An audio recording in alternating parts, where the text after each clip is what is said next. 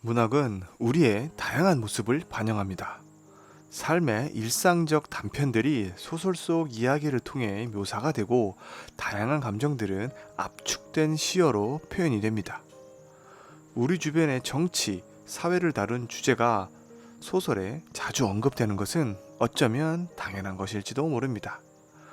문학에 반영되는 시대상은 아름답고 화려한 모습보다 어둡고 답답한 문제가 다수를 이룹니다.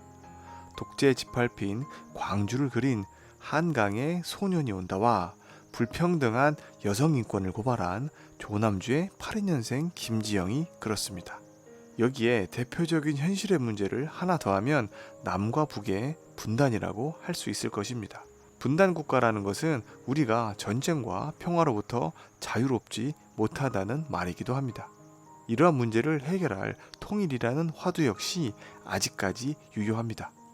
우리의 소원은 전쟁이라는 도발적인 제목의 책은 표백, 댓글부대, 한국이 싫어서 등으로 유명한 작가 장강명의 소설입니다.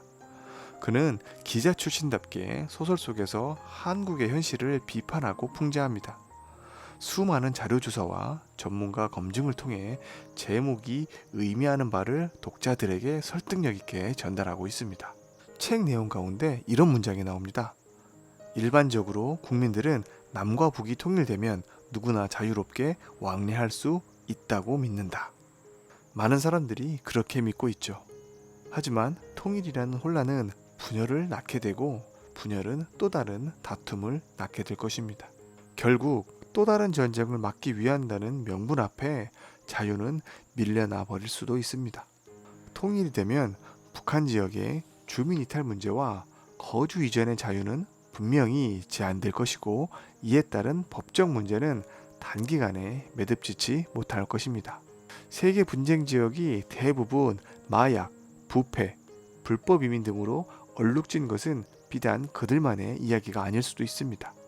우리가 생각하는 통일은 어쩌면 우리 상상 속의 산물에 불과할지도 모릅니다.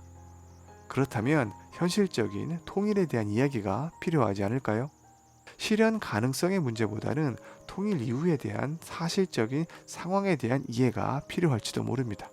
과연 우리는 이 문제에 대해서 얼마나 솔직한가요? 우리의 소원은 통일이라는 말 자체는 신성하고 정의로우며 평화적인 느낌을 줍니다. 하지만 우리라는 의미가 북한을 가리키는 말이라면 어떨까요? 북한의 소원이 통일이라면 우리가 느끼는 것처럼 우리는 순수한 의미로 인식할 수 있을까요?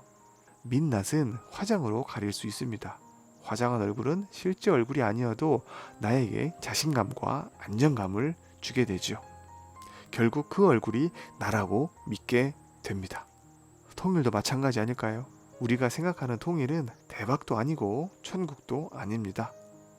단지 믿었을 때 편안함을 주는 이상향 내지는 적대적 공생관계에 따른 상호 이익을 극대화시키는 도구에 불과한 것은 아닐까요?